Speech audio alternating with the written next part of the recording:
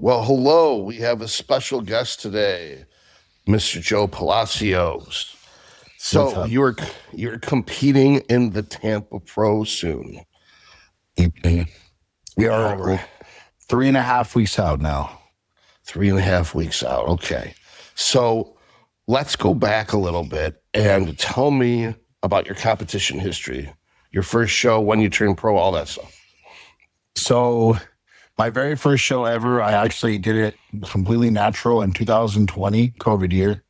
Mhm. And it was cool because it was my first time ever. And I was like 187 pounds for that show. I'm 5'8". Um, and I took second in the open class. And, looking back at the show, it wasn't like a high level show for amateurs, but I still beat out a lot of guys that were, running gear and stuff. So I took second and I was like, man, like, I think I can do something with this. So the next time I stepped on stage was in 2022. And I was already working with Justin Compton for 7 months for this one. And it was the Cal Championships, which is a high level amateur show out here or out in California. And I was on my fourth cycle for that prep Mhm. ever. And I won the whole show. I won the overall, became Mr. California. And then instead of going into USA's that year, originally Justin Compton wanted me to do that. And but I asked him, like, do you think I can win the show? He's like, honestly, I highly believe he'll win the pro card, but the show, I don't believe so, just because he's like, you still do need more muscle on your frame. And if a super heavy comes in condition enough, you're probably gonna not be able to take it. And I was like, you know what? I think if I took the year, I could win the title. And that's exactly what we did. 14 months later, I became Mr. USA in 2023. 9 months after that, I did my first pro show where the stage weight difference was 20 pounds or 19 pounds. Um, and we didn't come in as conditioned as we would normally, but the only reason for that was I just put on a bunch of muscle tissue and he didn't want to cut into it. So we played the fuller look. I took 15th. And with that, knowing that, that was kind of like a stepping stone kind of show to where, like, okay, we're going to let this muscle marinate. The following year, that's when everybody got to know who I was. In Tampa, I took third to Quentin and Jordan. And then from Tampa to Texas, which is a week later, um, we decided, man, I think if I came in a little tighter and a little less full within that week, I can improve my placing even more. And then I almost beat Jordan, taking second at Texas. And I say almost because, I mean, there was a lot of people that were up in the air about how that went. They were happy that Jordan won, but at the same time, wouldn't have been mad if I won. And it was just a different look for both of us. And my best look so far. And that's pretty much all I've done. 6 shows total. That is nuts. That is quite a career to make in just such a short period of time. I'm really impressed. That's incredible. Thank you. Thank you. Your third show, you got Mr. USA. Your second show, you're Mr. California. That's fucking awesome. Yeah, I tell people that I feel like I was meant to do this. Simply even on my upbringing, I was always good at training.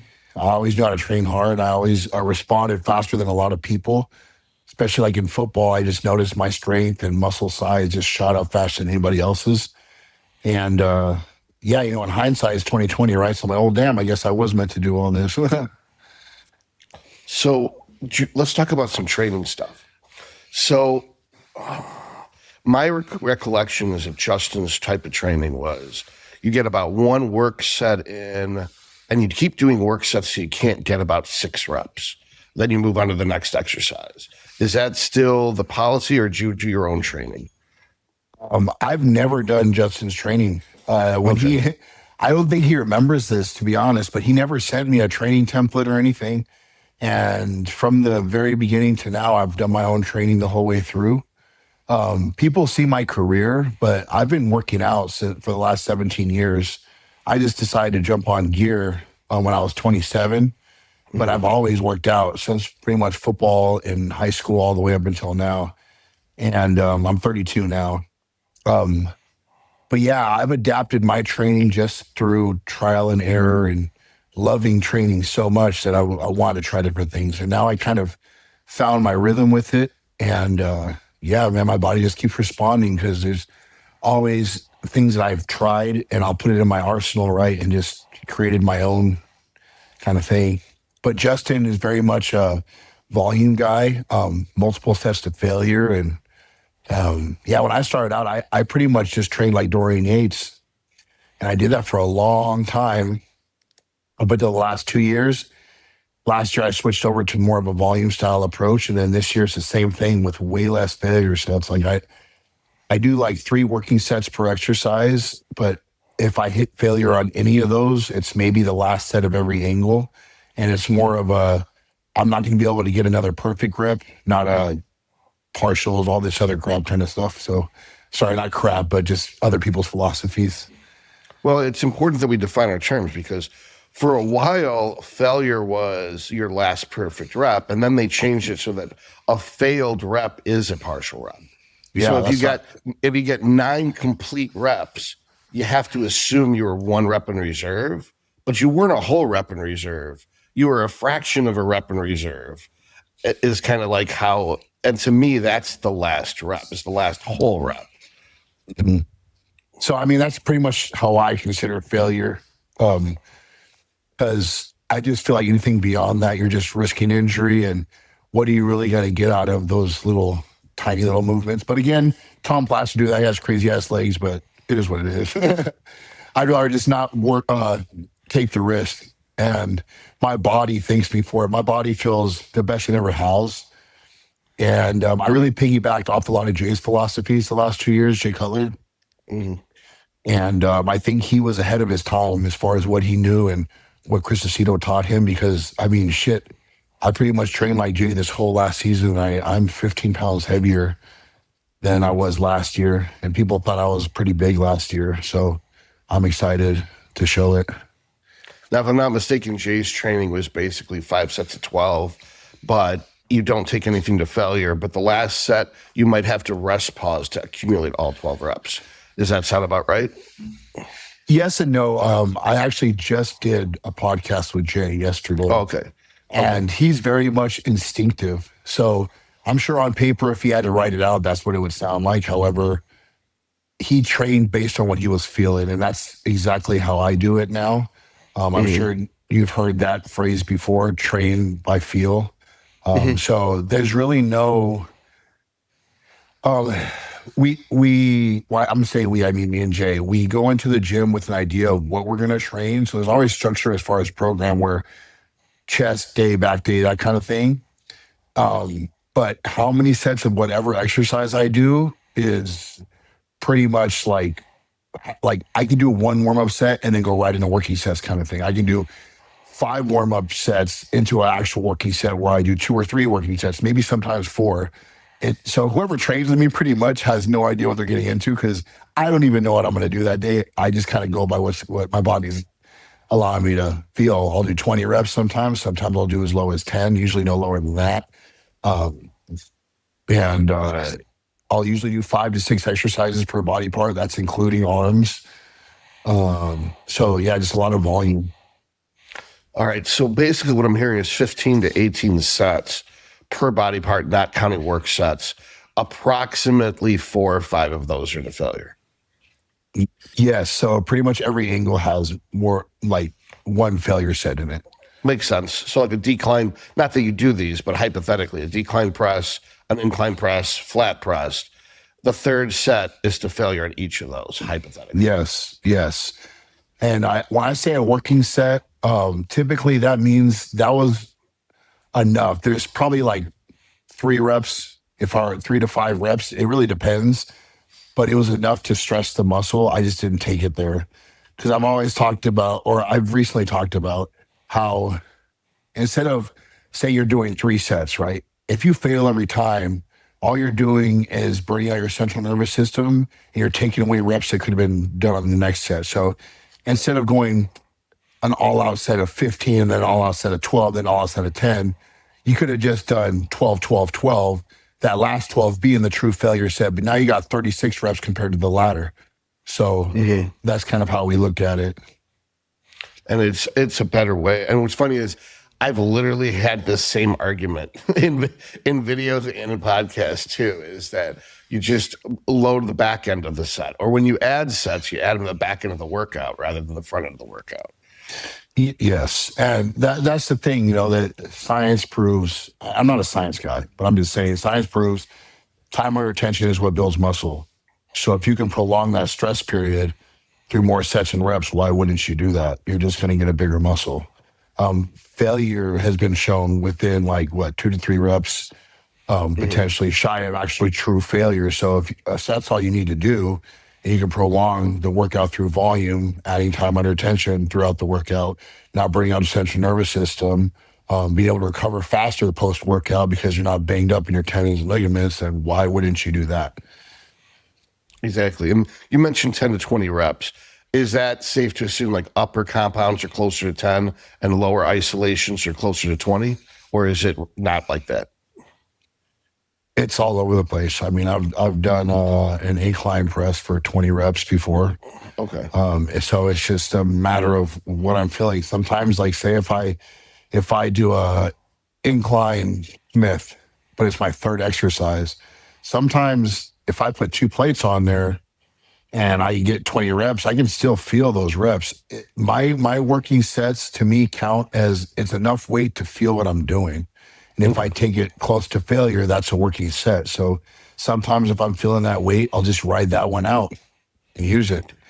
And instead of doing 20 the next set, maybe I'll increase a little bit more. Maybe I'll throw a quarter on there. And now I'm going to get close to that failure point at 12 to 15.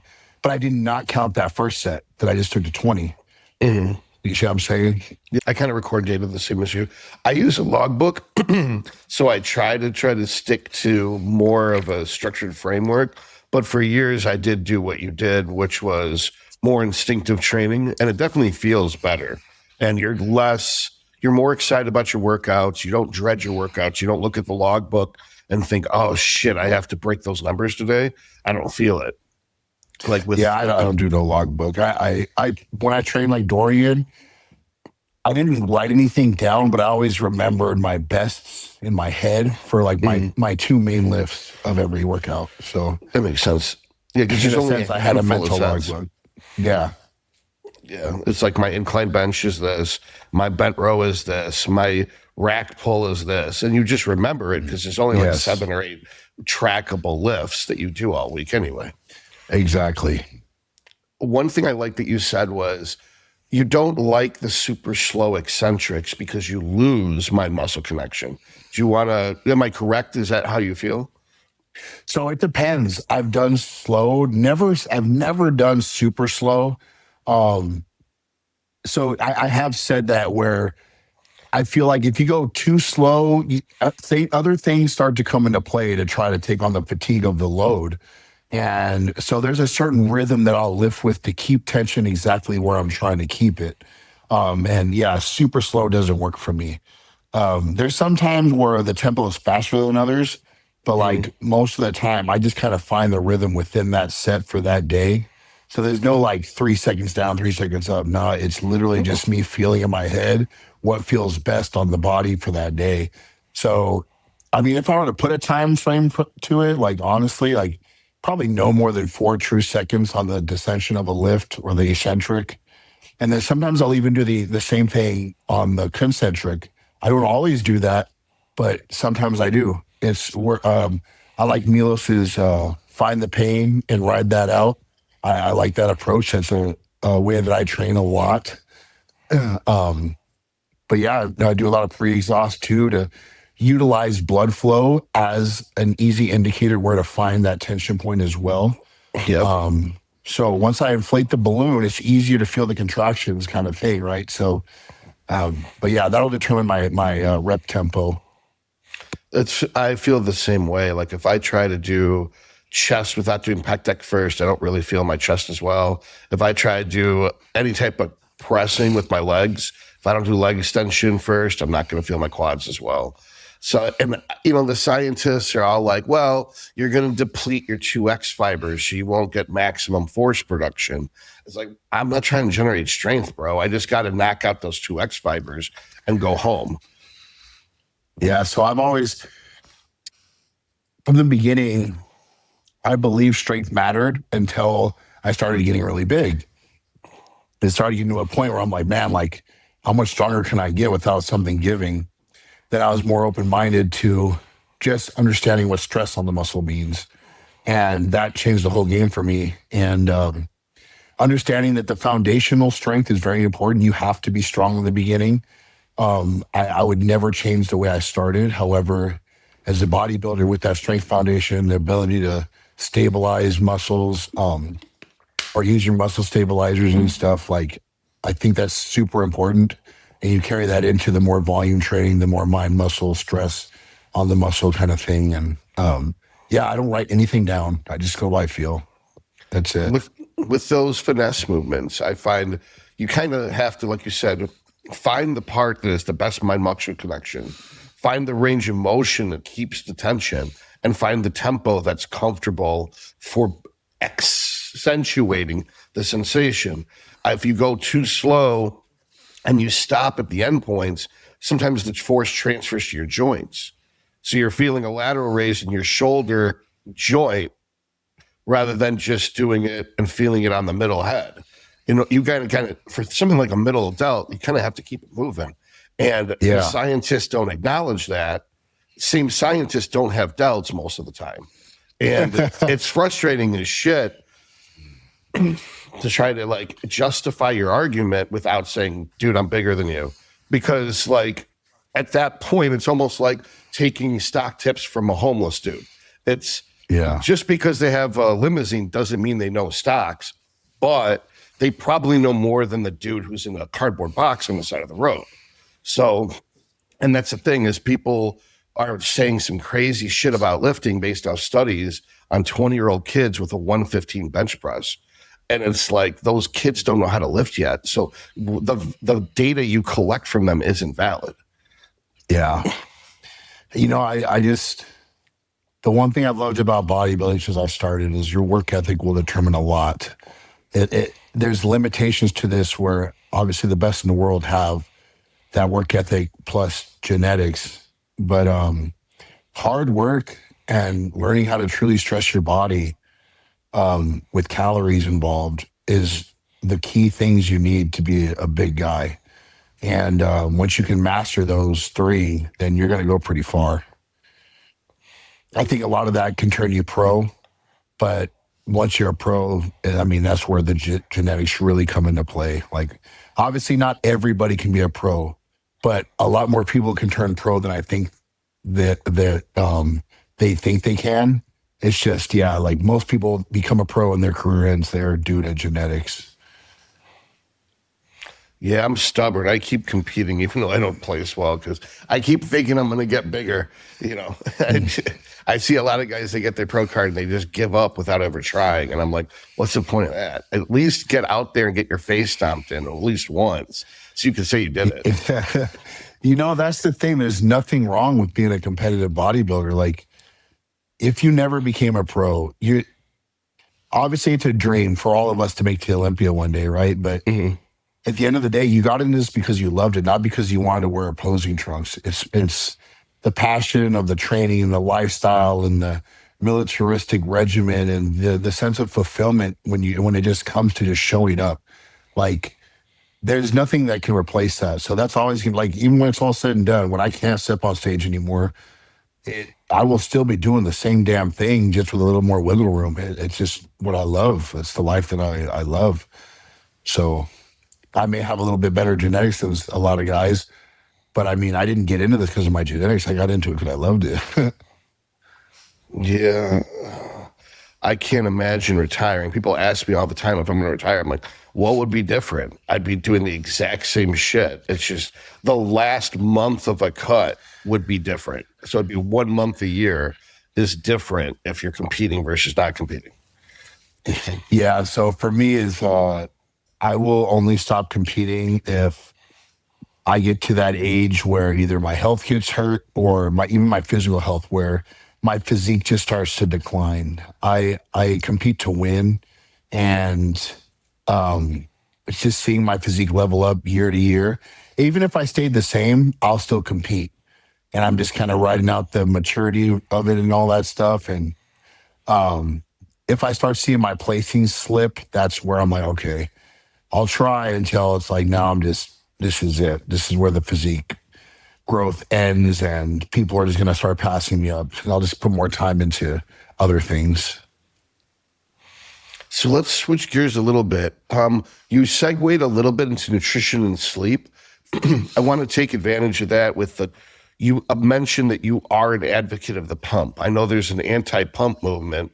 I think it's, what's his name? Paul Carter believes that when you get a pump, you're losing 2x activation due to calcium ions, decreasing the amount of 2x fibers can activate because of the pump. I think it's more of the opposite, that because of the stimulus, both the pump and the 2x fibers get depleted in parallel, but they're not causal, they're just correlated. How do you feel about the pump and its anabolic potential?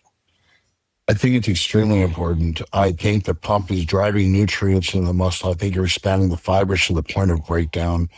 You're showing also, it's a clear indicator that the muscle group you're trying to break down and grow is actually being broken down and growing. And again, if time under tension is the stressor of breaking down muscle fibers, like it's time under tension, not load under tension, right? So you're putting more and more stress over time, expanding the muscle fibers with each contraction. Like that pump to me is a clear indicator of growth in the beginning stages of occurring.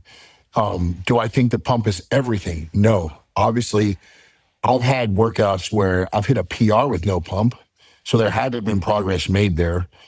However, I, as a bodybuilder, would rather have a pump than hit a PR. So, Right. I mean, we chase that feeling and it's motivating, and it's once you're in it, you almost want to work harder. It's a mental game too. Like almost, I don't want to say the words placebo effect, because I do think it's very important. However, like I say, it's a placebo effect as far as how hard you're going to work, because when you're in that gym, that pumps you forward. You don't want to stop, which leads to more time under tension, more workload, pushing more, and just being literally like quote unquote hungrier for gains to be made. It's a euphoric feeling. So I think it's very important, even in the mental aspects of training. You touched on something a lot of people overlook is if you're getting the pump in the wrong muscle, you're doing it wrong. So it's extremely important for telling you when you're going the wrong way. Vice versa, if you get a pump in the right muscle, you're doing it right. So it's great to be validated that what you're doing is working. So regardless if it has a direct anabolic effect, the fact that it's confirmation of what you're doing is accurate is the most valuable feedback you could possibly have. Even as a coach, right, we talk about burning body fat.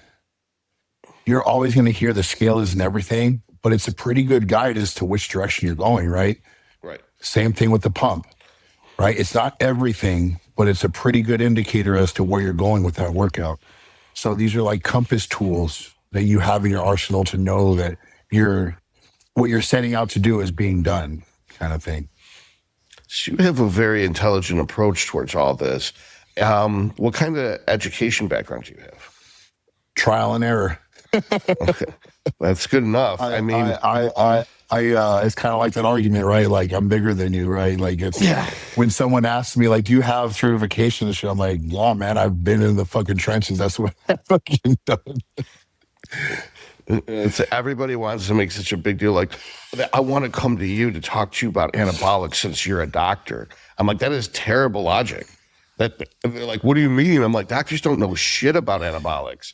They know medicine. So when you take medicine as a skill in theory and use anabolics with it, it's way more effective and more healthy. But the actual knowledge of what the individual chemicals do, doctors don't know shit about that. I've always said, would you rather go to somebody that's never walked the walk and read a book, or the person that's literally walked in your shoes and is telling you what to do. I'm going to choose the guy with experience every time. Well, it's That's like why when you have a job resume, people want to see experience. They want to know that you've done this shit so that they can count on you to do it. yeah, the 4-year degree says you can show up somewhere for 4 years and follow through with deadlines and commitments and tick boxes. You can be a functional employee. That's what the degree says. But the experience says you know what the fuck you're doing and you've done it. Yes, 100%. I've always been that way and I lived my life that way. Like I can read something and then I'll tell you about it, but it doesn't really mean shit. I haven't tried it. I haven't applied it to myself. There's a lot of things that, like, when I say I train instinctively, I can tell you what that means to me, but it doesn't sound like much until I show you. Like, so I've had a lot of clients where they'll come to me about improving a body part and then they'll ask me simple questions. And I'm like, well, try this and feel this. And then they'll get the best pump of their life. And it's like, I've never been able to feel that before. It's like, but I've always read this, this, and this. I'm like, yeah, you've read that, but you just tried this. That's the difference. It's a perfect example is like the lateral. Everyone wants to train their lats in a straight sagittal plane. But even Kaz, who came up with this shit, said, if you got a big torso, you're going to have to arc around your torso. The lat wraps around the ribs. You're not a square, you're an oval from the whatever that plane is. So, like nutrition, talk to me about your off-season nutrition versus your contest prep nutrition. It's pretty much the exact same. It's just obviously in a contest prep, I'm in a calorie surplus. And then in an off-season, I'm calorie surplus. And in a prep, I'm in a deficit. The foods are exact same. The only thing I'll have in an off season is, say, like, once I get to like a peak weight or the food gets really hard to start putting down, I'll adjust to more cheat meals throughout the week just to get in those extra calories. So instead of 6 meals, I'll do 4 bodybuilding meals, and then I call it a high calorie meal where I replace 2 bodybuilding meals with 1 cheat meal. But there's still logic and rhyme and reason behind that cheat meal. So, like, say those 2 meals I'm replacing, it's a lot easier to get dense calories in from like a burger and fries compared to 2 clean meals. So let's say those 2 clean meals are 3,000 calories total. Just throwing a number out there. It's going to be easier for me to get 3,000 calories worth of Carl's Jr. and get that food in and stay in that surplus for a longer period of time, or even just maintain and hold the new weight that I just got to, and teach my body how to stay there. And then the next time I get to that weight, I'll be able to eat cleanly into it. So I only use those cheat meals for those periods of time to teach my body how to be a certain weight. And then every time I go back to that weight the next time, I've always been able to do it clean. And I stay a lot leaner too. So it's funny. It's a conversation Justin and I had this conversation about 7 or 8 years ago, where he basically was like, you grow for about 4 months, but he likes to have the off season be at least 9 months because he needs the second 4 months to solidify the first 4 months. And it kind of ties in what you were saying, the pump initially. It's almost like you get sarcoplasmic expansion and the muscles get bigger, but they're just water balloons full of carbs. And then it takes longer for those protein fibers to get laid down and make the muscle real dense tissue. And that's why if you diet down from a 6-month off season, you're going to lose almost all the size you just put on. That's what Justin didn't want to do with your show, your first pro show, is that you get a little bit more time. Even if you stay at, let's say you're 270 right now, you stay at 270 for 4 months, and it doesn't, people are like, why aren't you growing? And you're like, I probably am. I'm probably replacing water with actual contractile tissue. And then after those 4 months, it's been 9 months or so, now you can start dieting. You're not going to lose the tissue. And that's a huge reason why I take so long to compete in between shows when wanting to make big improvements. And people see those big improvements made year to year because there's a lot of holding points in that new tissue, or even growing into a certain weight points during that off season where, for example, I'm known really well for my rebound portion post show. I put on a lot of size there because I'm shooting up to a body weight. And then that whole off season, I'm pretty much there and possibly get even bigger from there. And then I even hold that even bigger size. But for example, the whole concept of why I'm doing Tampa again was because it gave me a full year to work on my leg growth, quote Mhm. unquote. Let's just say 5 months of working on my leg growth. And then the rest of the time was like, let me make sure these stick. Because when I diet down, I don't want to see those be the first things to go. And so it's huge to allow your body to adapt to something new or even improve on what you've just done just by, allowing it to mature a little bit and sit a little longer and, get a little more detailed when you do cut back down. I think those are extremely important. I feel like a lot of people waste time by not giving time, if that makes sense. So, like, in the time that you say, let's just say you gave yourself a 4 month off season just to compete again, whatever gains you made, let's just say you made whatever gains you made, you're going to lose 50% of them. So, Mhm. what was the point of jumping back on stage if it wasn't going to be that drastic of a difference? There is a certain point, like Jay Cutler asked me yesterday, what like do I plan on pretty much competing more often anytime? And I said my goal was to build the physique, and however long that takes to where it's like, okay, now all I got to do is worry about fine tuning and just allowing a muscle to mature. That's when I'll compete more often, where I'll do 3, 5 shows a year. But until I hit that foundational physique that won't really change, like a Hadi Chupin, for example, who you kind of could see the same thing year after year, just maybe a little older.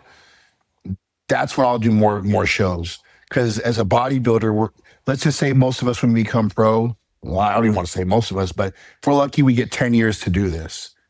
I want to know that at least towards the end of the career or the last 5 years, I was able to bring a physique that wouldn't doesn't need to improve much anymore. It's just going to get better over time just due to muscle maturity. But there's no true building it anymore. You're just going to have a more refined look every time you step on stage. But size and all that's taken care of already. I like that approach. I agree with it. I think that because you started so late, you didn't touch gear until like 5 years ago. I have a feeling you have a lot longer than 10 years. Oh yeah, no, I say 10 years because I think that's on average as a pro, a Right. top pro. That's usually what you would see. But I will do this till the damn wheels fall off. Yeah. Because people have been telling me I should retire for years. And it's really like, if you're not blasting a shit ton of gear and your blood work looks good and you have no injuries, you're not aging as fast as the other guys would be if they were taking more injuries and using more gear. So I think that Yes. you're easily going to get 10 years, maybe probably 20 if you want them. That'd be amazing. I mean, the goal is to do this as long as you possibly can, right?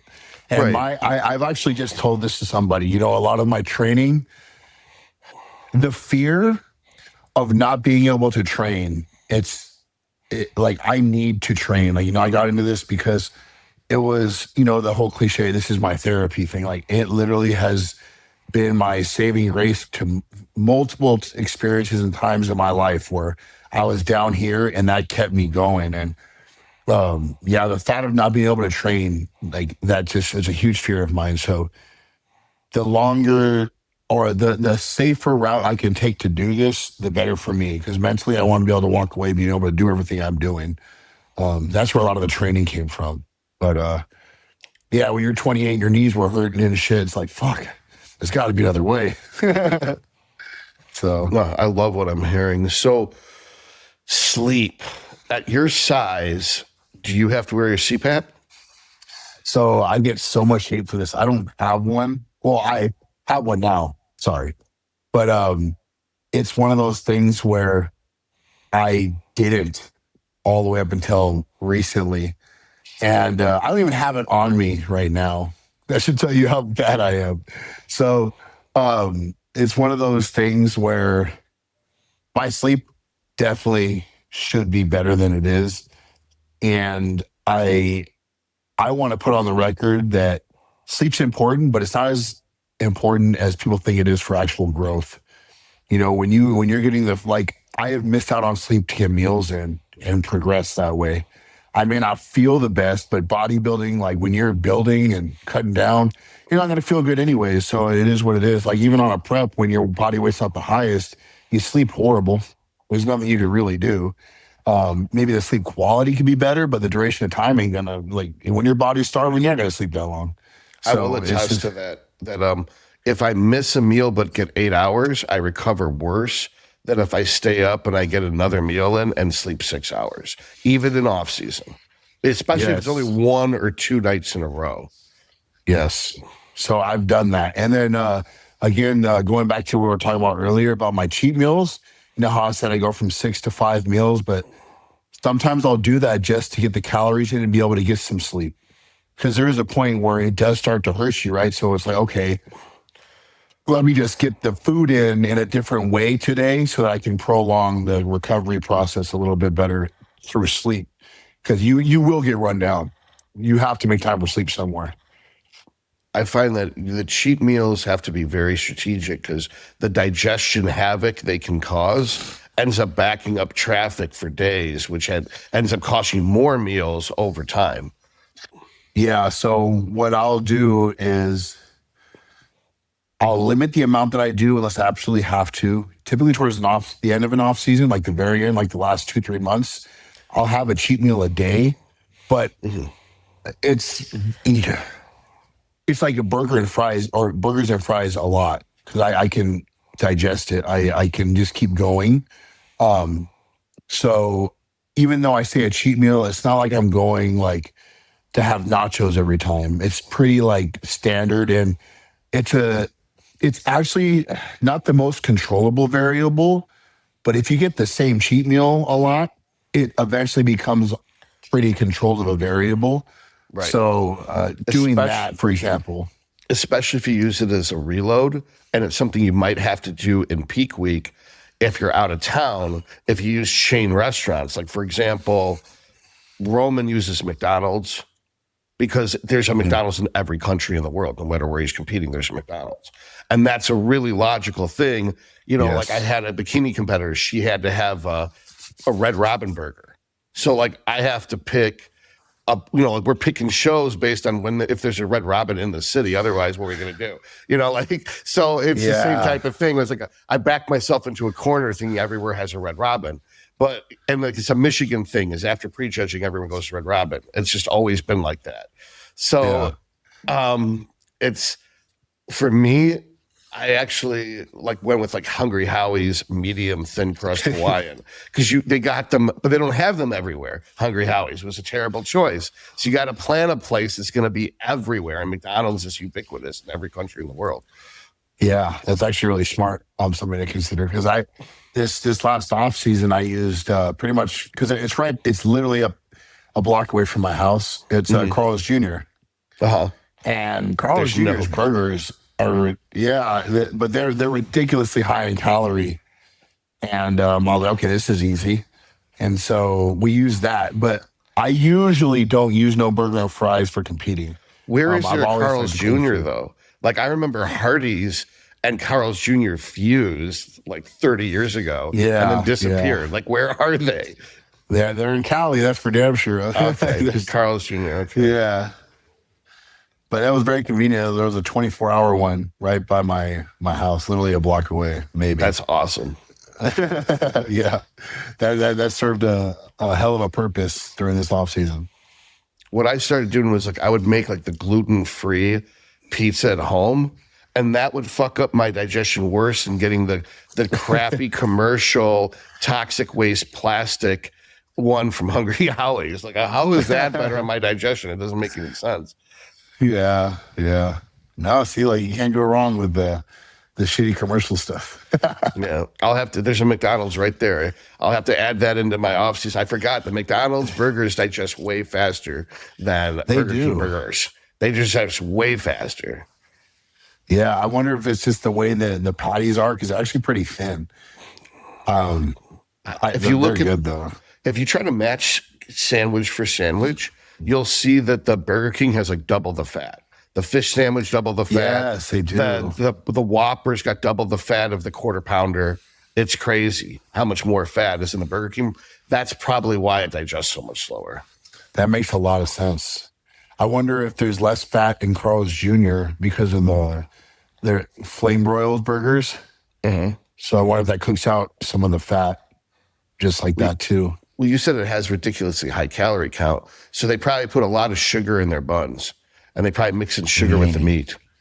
Yeah. Well, there you go. I know that McDonald's chicken breast has 30 ingredients in it. Sugar's like the second ingredient. Like they emulsify it, then reshape it into something that looks like a breast, but it's actually like lunch meat at this point. Yeah, I know. Someone's told me the same thing, and I'm like, you know what, dog? I'm gonna eat it regardless. Fuck it. Well, yeah. I mean, the other thing I got to consider is like if you're eating, let's say, 6,000 calories. That means that people would think you can handle more carcinogens or more saturated fat, but really you'd have to have less because it's the accumulation over the whole day. You're eating 3 days worth of food every day. Yeah. There's some, honestly, man, like I've always had this ability to just put the food down, and I'll feel miserable sometimes, but I could just do it. That's something I've always talked about. Like I have just been able to do it. Like sometimes my training partner can't believe I'm able to do what I do. And this is, I don't know if it's a mindset thing, if it was a fact that I was a fat kid to start or a genetic proponent, but I'm just able to eat. Even with that disgusting feeling of discomfort, I can just push through it. The other person I know of that fits this bill is Derek. You and Derek have like a similar, like your similar builds, and he can eat like crazy. And it's like unbelievable watching him eat. So that's probably why I'm not as big as I need to be, is I was never a big eater. I think Jay had the same problem. He hated eating. But he was good at it. He just told me he was always able to eat. He may not have liked it, but he was able to do it. And that's the difference, right? Like just because I'm able to eat doesn't mean I like it. There's still discomfort behind it. And there's nothing like fun about discomfort, but it's the willpower to be able to do it. It's weird. It's something that I do think it's a genetic thing but it's on the mental side of genetics, because genetics are mental as well, right? So like I can just do it. It's just a thing that I can fight through. That's kind of how I've been able to progress every year. I've been put in a discomfortable or an uncomfortable place multiple times in my life to where it's like, well, this is just another one of those times. So we talked about sleep, eating, training. So for the contest prep, we're pulling away, obviously, the cheat meals. And we never talked about your base diet. Like what is your basic base diet? Literally, it's like, so proteins, it's literally 90-10 ground beef, chicken breast, and isolate protein. Okay. And the carb sources are rice and cream of rice. And that's my diet. Now, when you say isolate, you mean whey isolate or beef isolate? Whey isolate. Okay. Do you stick that only post-workout, or is that throughout the day? My first meal is isolate or whey isolate, and my post-workout meal is whey isolate. Okay. You do cream of rice with the first meal and the post-workout? Yes. All right, cool. And so you have rice and chicken every other meal and beef before bed? Yeah, there's 2 beef meals and 2 chicken meals. Obviously paired with rice on both of them. All right, cool. I always like ground beef mixed in with rice. Do you like it like that, or how do you prepare it? A lot of people can't handle the ground beef. Yes, I mean, I have my rice cooker running all the time, and I'll have the ground beef pre-made, and so I'll put the rice bed, and I'll put the ground beef on top, warm it up, and the fat kind of melts into the rice, and I just eat that. Yeah, like I find that if you mix them together, especially if you have to use a vegetable, throwing in spinach and some ketchup, like that stuff's really good. Like people underestimate that meal. I don't eat vegetables. That's another thing that I've told people. Hmm. Um, it I don't know if it's just something because growing up I didn't eat many vegetables, so anytime I start throwing them in, it fucks up my digestion real bad. I Hmm. get bloated and gassy, and Hmm. then I can't eat, and so I just stopped eating them, and my body just moved efficiently. Like I have no problem going to the restroom at all. It's very regular. I go daily, even on prep, and yeah, that's something I don't do. And it's like even when I'm starving, I don't throw them in because I'd rather have a flat stomach and be able to Hmm. pose and keep my core tight. And that's a little trick of the trade. The for me, when it comes to cream of rice, right? Originally we had oatmeal in my Hmm. first meal, and I noticed how fast cream of rice digested and how it sat in my stomach. Hmm. And I'm like, in the off season setting, I was like, you know what, like if I'm pushing food, I need this to be able to just move. So I switched it out with cream of rice. And then we just kept it in for prep because it just kept my digestion moving like a machine. And fibrous foods, instead of having avocado, I would just use an oil or a nut butter. Um, so we stopped doing pretty much any of those fibrous sources that would slow down my digestion.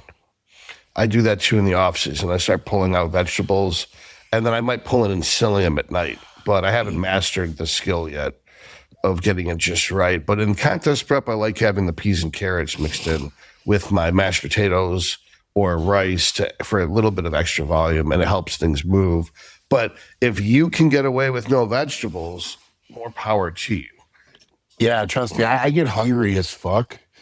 But again, mastering discomfort or yeah, discomfort, uncomfortable situations.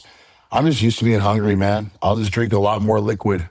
Like I'll have caffeine, or I'll have like diet sodas, or just water in general, or BCAAs, and it'll get me through those hunger curves throughout the day, keep me through prep. So, what is your macros? Like, what is your calorie counts for peak off season versus the end of prep? Honestly, I don't know. I know for sure peak off season this last year was like 7,200 calories at my peak, and I was 313 pounds fasted in the morning. I'm currently 267 right now, and we're like my look is like 1 week out. Like we were pretty much we're gonna be early. We'll be ready like 3 weeks early. We just kind of coast into the show, which was the plan, 2 to 3 weeks early. And what's it called? My calories right now, they're not at the lowest, but just to give you a rundown of, I would like to think that the lowest they've gotten this whole prep was like 2,500, if I were to put a number to it. But Okay. I mean, I'm 200 let's just say 65 pounds right now. That's low, but not crazy low. You know, I've been as low as like in my career. Oh, and keep in mind, cardio is only 30 minutes. The highest the cardio's gotten this whole time was 40 minutes for a little bit. What kind of stairs, treadmill? Five incline treadmill, speed 2.5 the whole time. Okay. That's almost identical to what I would do. That's funny. I like the elliptical because it's easier on my joints. But if I had to use a treadmill, that's what I would do. So I used to love stairs. But when I got ready for USA's, the stairs completely ate away my legs. And it was I tell people that there's a certain feeling you get, right? Because your legs and steps feel heavy during prep anyways. But then there's a point where it's like it's not just that. Now they're starting to feel like beat up and overused. And that's a good indicator that you're burning through muscle tissue in your legs at that point.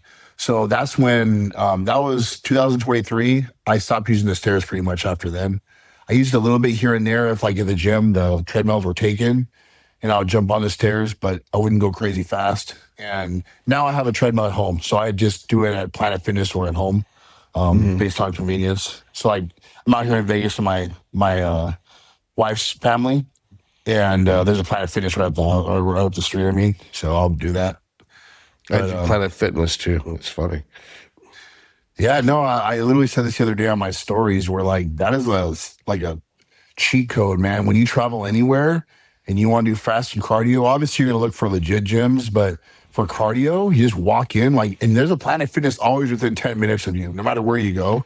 So it's like you just go there, fast in the morning, and then come back home, get your day started. Yeah, I mean, I actually train at Planet Fitness 3 or 4 days a week because it's across the street from my house, and they're just cable exercises and machines anyway those days. So, Yeah. like legs, I go to a really good commercial gym to use good leg equipment. But if I'm only doing arms and lats, which is all cable stuff, that doesn't matter. Yeah, no, the Planet Fitness I went to today has some good stuff, but I was like, I love the Vegas gyms, so I'm gonna Well, take yeah, advantage of being out here. in Vegas, you got some of the world's best gyms, like the Torture facility and the Dragon's Lair. Mhm. For some of my final workouts, I've gone to Planet Fitness, like those like last 2, 3 workouts you do for Mm. shows, just to be away from everybody. Yeah, I'll do that. Yeah, when I'm on the road for a show, then it's like if since I'm already using Planet Fitness, then it's easy. Every Planet Fitness is the same.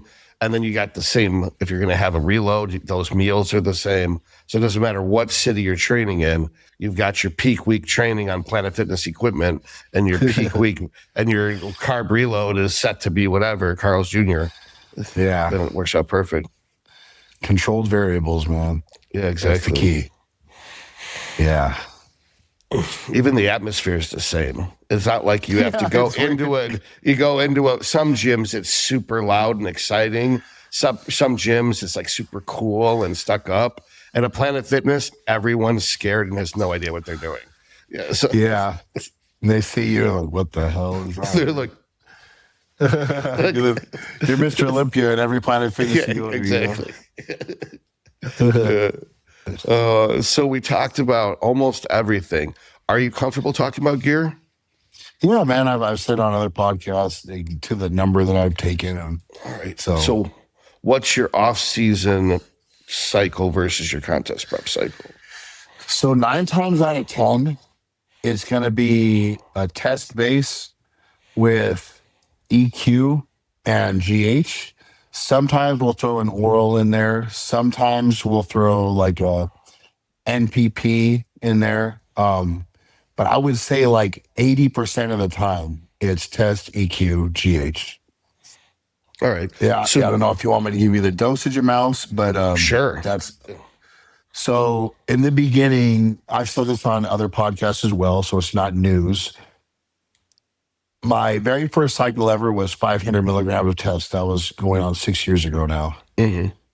It has built its way up, right? It has gone from 500 and the highest it's ever been is 1250. Okay. That's what I'm currently on right now. And that's been, again, over the span of the last 6 years, where it's gone from 500 to 600 to 750 to 800 for a bit to 900 to 1,000 to 1250. That's literally been the progression over all the cycles. I've never gone backwards, it's always forward. But this is pretty much the end of it. Like I've talked to Justin about it.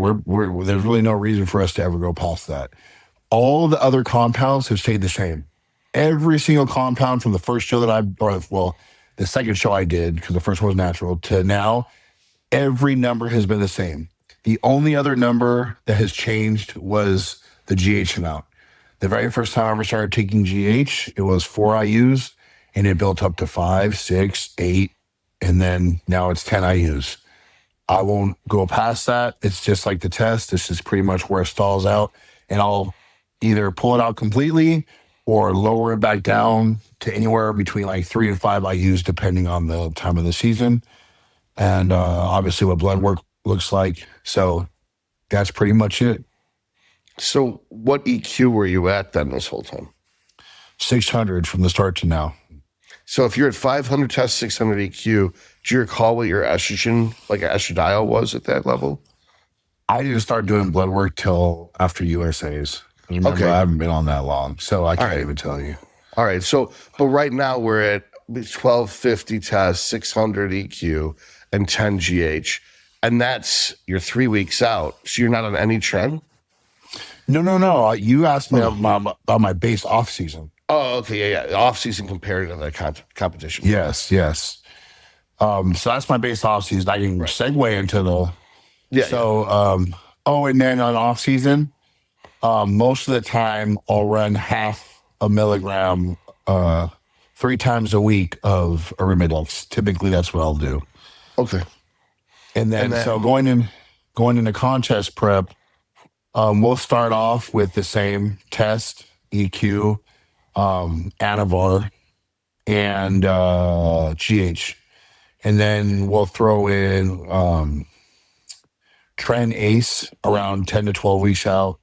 And then we'll throw in Mastron around 8 weeks out. And then 6 weeks out, we'll take out the NMR, put in Winnie.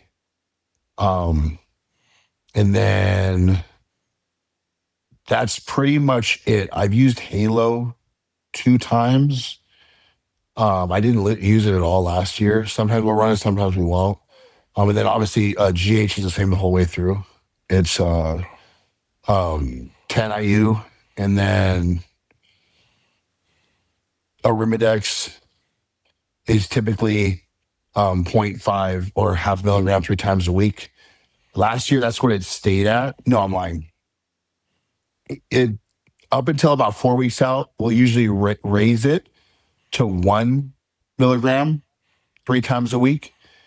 And that's what I did last year. Prior to that, I've actually run 1 milligram every day the last 3 weeks out, 2 weeks out. But that's pretty much, it's almost the same thing every single cycle for preps. do you take out the test the last month like a lot of people do?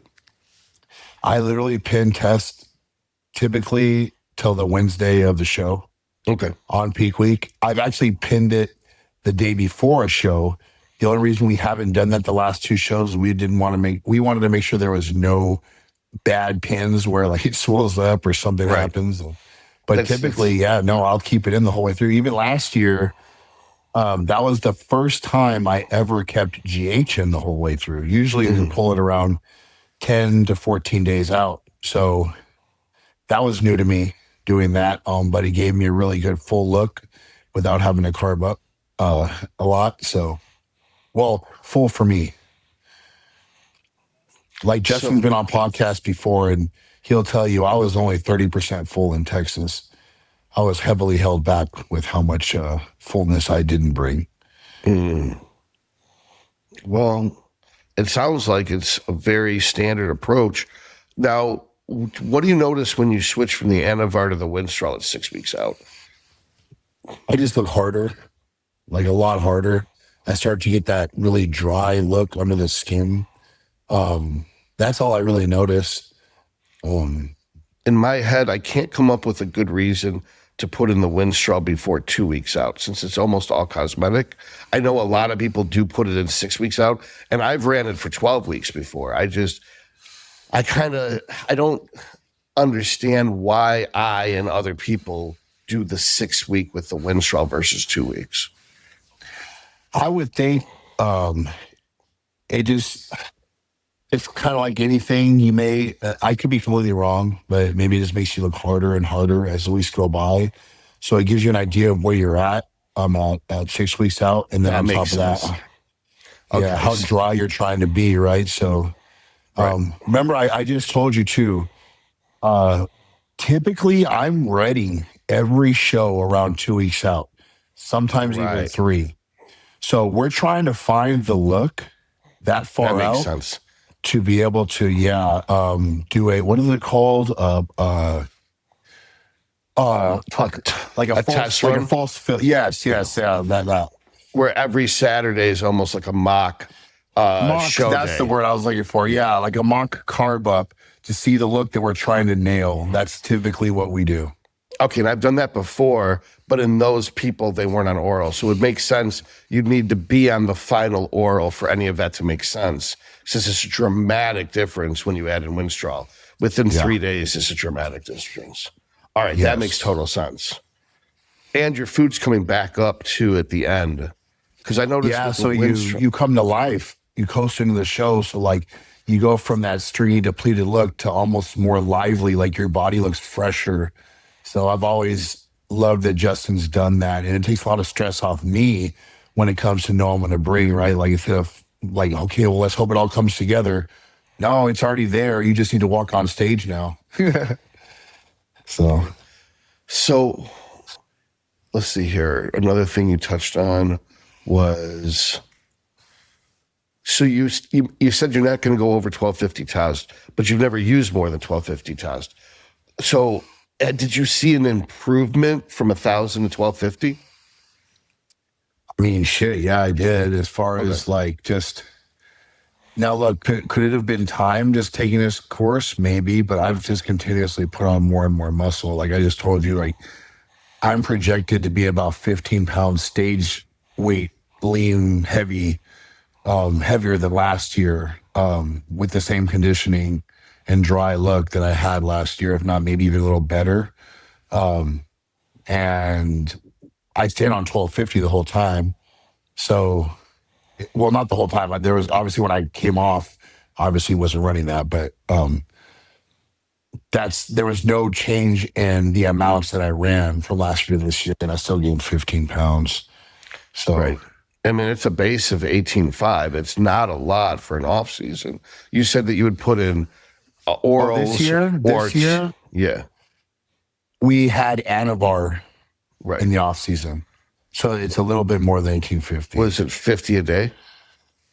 Yes. No, this was it was 60 a day. 60 days. So it ends up being 420. So you're at 22.7. So 2,270. That's still not a lot for someone who's 315 pounds. 315 pounds, and you're only on like 2 grams. That's amazing. Yeah, that's pretty much the most I've ever run in an off season. And like typically like, so I said that the orals, I mean, nothing really gone up in number. It was literally like from 50 to 60, and that was very new. And it was just a matter of like the pills was 20s. So I just, it was 60. You know what I'm saying? So like, yeah, that's pretty much it. But I don't think that's why I added 15 pounds of tissue. I just think it was my ability to put down food consistently. And then the new training style with the more volume is something new to my body, more time under tension and just consistency with that. And there's a lot of variables that people don't think about outside of drugs. Well, I'm sorry if I came across as presenting the opposite idea of what I was going for, that I was trying to indicate to the audience that they're using too much. That you're that's why I try to emphasize that. Yeah, is you're a pro, you're 300 pounds, you're eating 7,000 calories, and you're only using 2 grams. So why are they using 2 grams? Why are they using 1 gram? That's kind of where the point I was going with. And that the thing that is most impressive and that they should take away from this is that you're so systematic and disciplined about all of your needs that you have to prioritize the needs and you'll compromise. So like, I will sacrifice from the need of sleep to add to this need of food because the need of food is a higher priority of the need of sleep. And that none of this requires gear to, no, all the steroids in the world aren't going to make your food go in. All the steroids in the world aren't going to help you sleep. If anything, it's going to make it harder to eat and harder to sleep. So that just pushing one lever of the gear, but not paying attention to the food and the sleep, you're screwing yourself. You're throwing the baby out with the bathwater, because if you turn up the gear and you don't have the food and sleep in place, you're not going to grow, and you're going to hurt your ability to get your food and sleep in. And I was going to say, I was natural for 12 years training, and I saw how food and training got me to the physique that I had and how important it was. And I always looked at gear as a strength boost and a recovery boost, meaning the foundation was always going to be training and food. So I just never let go of that being the foundation. And then whatever gear I needed to take, if I had to take a little more or whatever, I just did what I was told, because I coached myself for a long time. And then when it came to gear, I didn't want to fuck myself up. So I went to somebody that I I truly believe knew what they were doing. I was guided in this direction, actually. My buddy's the one who put me with Justin, and um, I really liked Justin. His philosophies were very similar to mine, and so I was very comfortable to trust in everything that he threw my way. I didn't have to really ask him too much at all, really.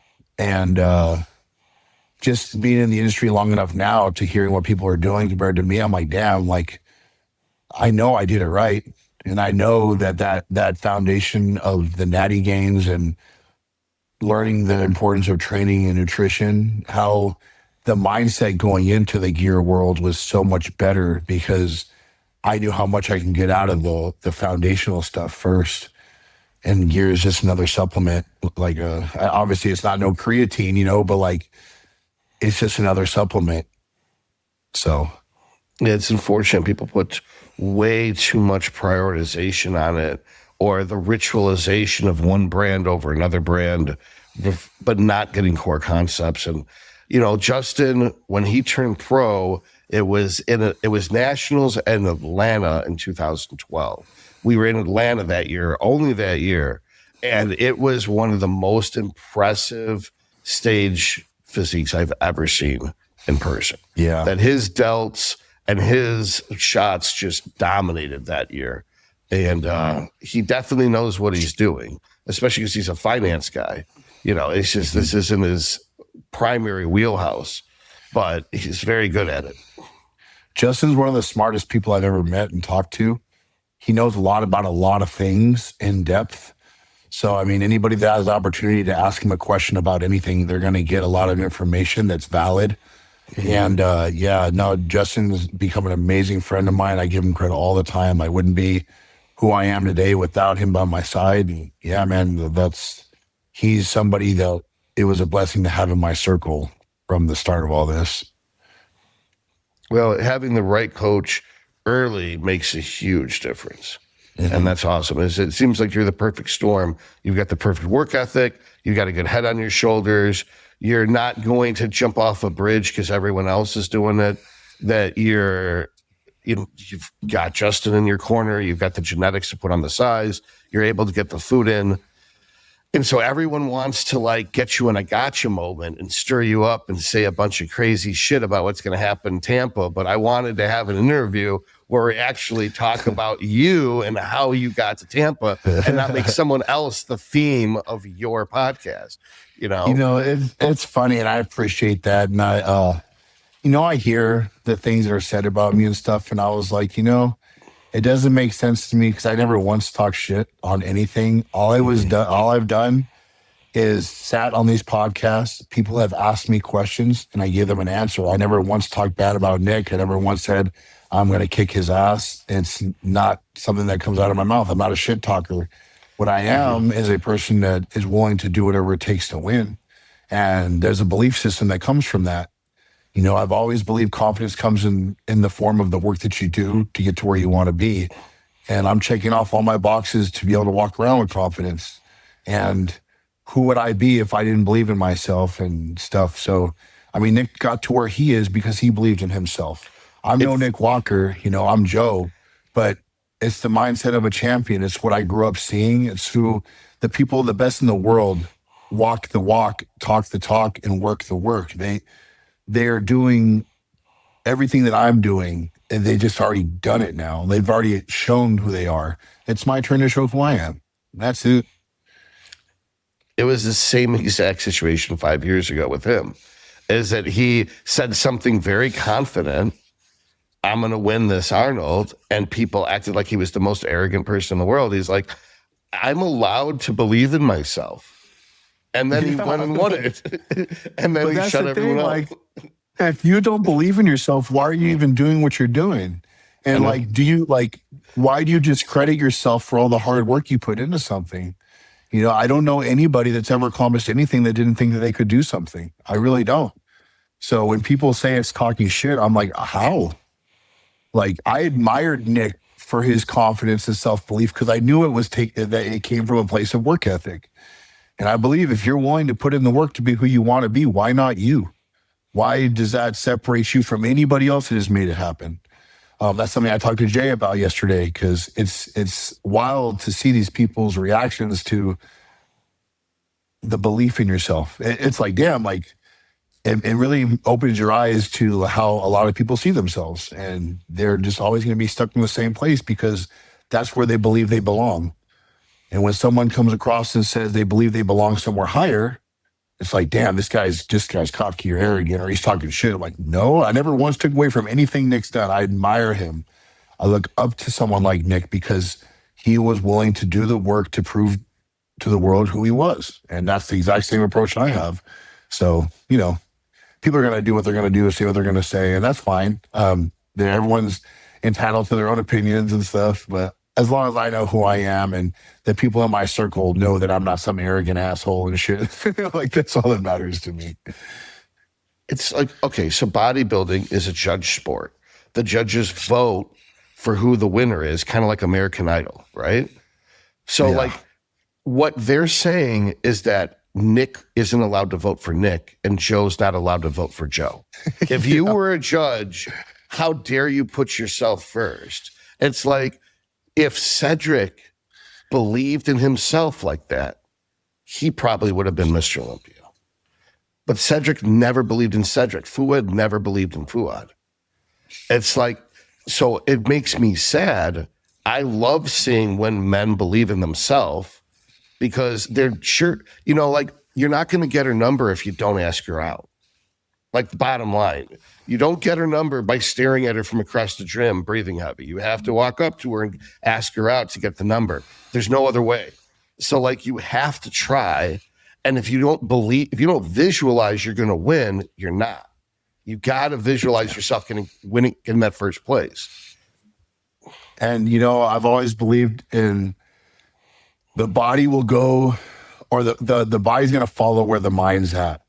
Meaning, even when it comes to your physique, how high you can elevate that because of a belief system in your head, you're going to automatically give it your all because you have this idea that you're up here. So you're going to be willing to work to get to that point.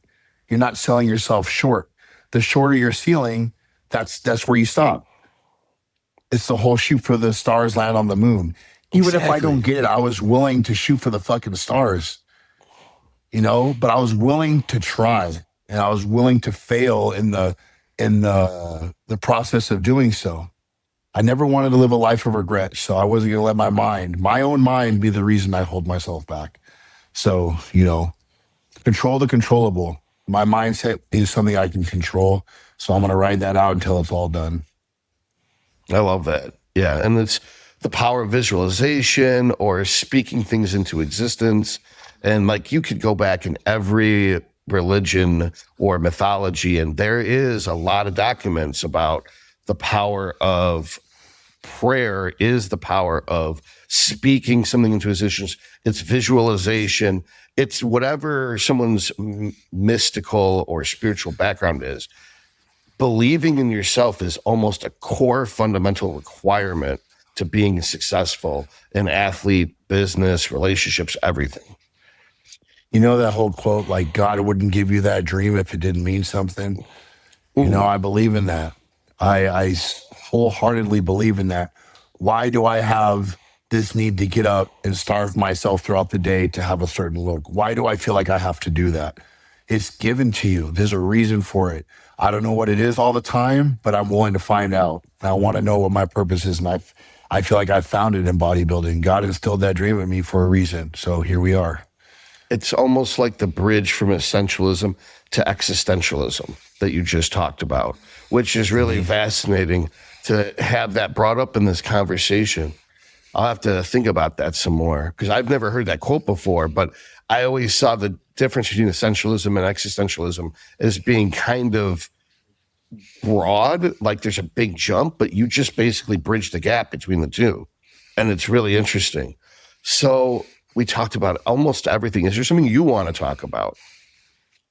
No, honestly, I've been blessed with, like you kind of put it out there, like I had the perfect coach at the perfect time, the foundation to even have the mindset and mentality to work with someone like him, the family background that I have to have the support to live this life, because a lot of people don't have that. They don't have that family backing. The One of my biggest goals was, and I remember Ian Valier saying this, that he built his life around bodybuilding, not the other way around. And when I decided I wanted to do this, I was like, okay, every decision I make has to be with bodybuilding as the foundation.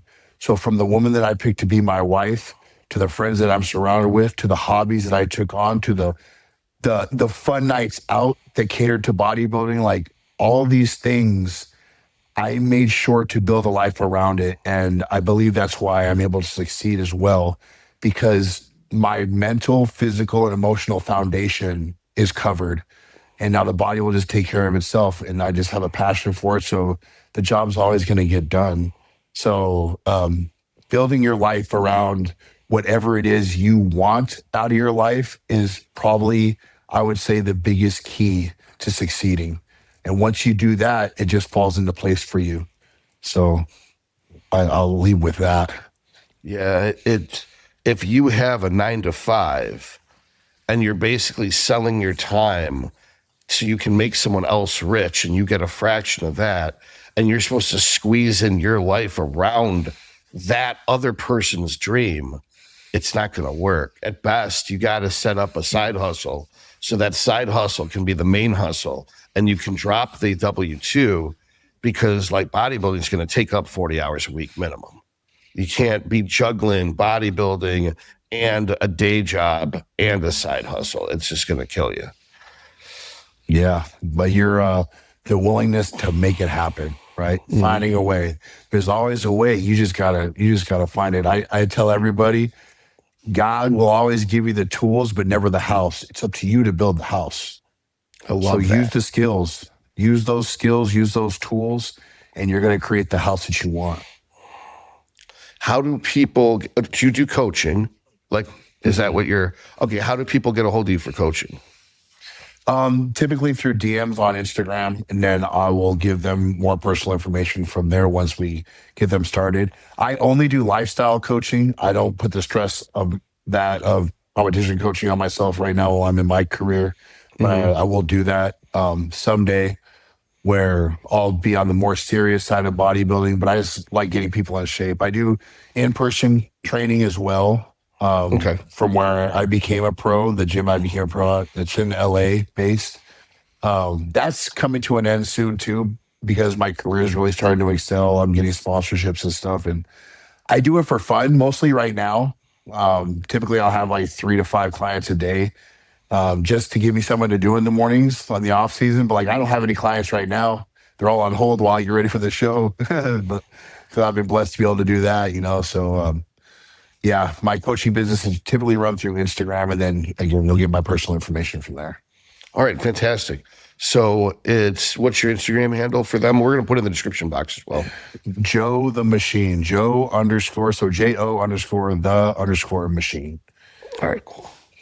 Well, thank you, sir, for your time. I know we went over an hour. This was extremely enlightening. For some reason, people don't talk about bodybuilding with bodybuilders when they get them on the podcast. They want to talk about drama. And so I was like, everybody else talked about drama. I want to talk about bodybuilding. Between you and Jay this week, I was with Jay yesterday. I mentioned that earlier, and it was very refreshing to be able to talk like this. Like people keep telling me I'm bringing up Nick Walker. I'm like, no, I'm not. I mean, people are asking me questions about Nick, so I'm not on Nick's ass like that, man. I'm just doing my thing and just answering some questions. That's it. It's like every other thumbnail is Joe Palacios talking shit, and it's a podcast that I've never heard of. And I'm like, all right, so these dudes are getting him on, they're doing a gotcha thing, then they're using one sentence in the thumbnail to get clicks to try to piggyback their career off of his misery. What a bunch of dicks. That's how it is. You know what, though? The ones that stop to watch the podcast themselves, I've created quite a few fans. So it's definitely benefited me and my time that I put into these things. And I've always said in bodybuilding, right, you can step on stage, but once you put a personality to the face and body that you see, that creates the fan base. And they just stop seeing the bodybuilder and they start seeing Joe. for who Joe is. So I think it's really important to put myself on these panels, even though sometimes it can come back and bite me in the ass because of the way people want to portray it. But when you watch the actual clip the whole way through, you understand who I really am. So there's some people willing to watch. Well, it's a lot of what you said is true for sure, because if you emotionally care about someone, their physique looks better. And if you care about multiple people on that stage, you're friends with them, you're so emotionally invested in this because you know them. They're not fictional characters. These are people you know. And bodybuilding is that much more exciting when you know the person competing. Trust me, I'll tell you that. Absolutely. Absolutely. Well, now I know you, and now I'm excited for Tampa because now I know both people in this. So I'm going to have a great time watching it. I appreciate you, Todd. Thank you so much. My pleasure, man. Well, thanks for coming on the show. Of course, it was my pleasure to be a part of it. All right, great.